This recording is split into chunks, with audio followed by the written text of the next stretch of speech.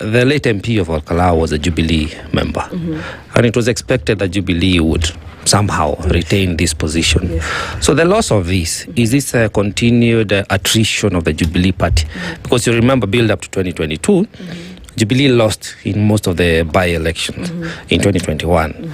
And now here we are again. This by-election, as you say, your party leader is trying to woo people back into the party, but they have lost in a stronghold that would be perceived as his backyard. Is it to say that his political command in the region is just wearing off?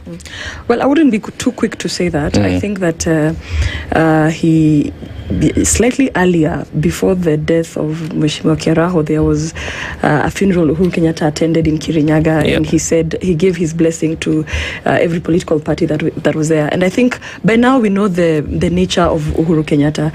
He is not the kind to micromanage or to try and interfere with the will of the people.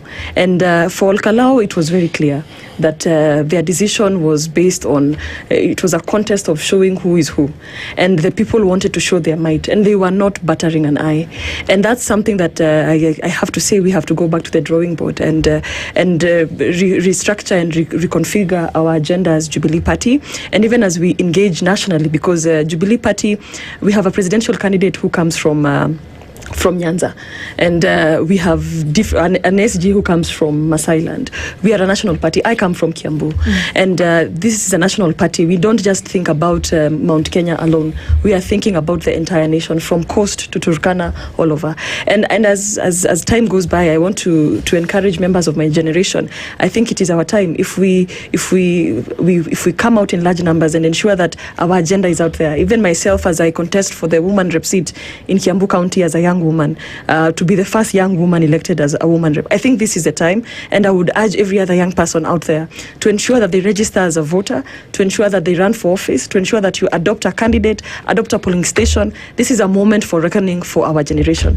Let us focus on that. Indeed. And I think one number to look at is that of the registered voters that came out in Olkalau, just over 50% of them came out. So that's another thing, whereby if you're registering to vote as a Kenyan today, that you need to know that the secret is in the numbers. I want to thank both of you for joining us in this conversation this morning. Angel Mbuthia is the national chairperson of the Jubilee Youth League, and Omwansa is the UDA Gen Z party leader. Both, thank you for being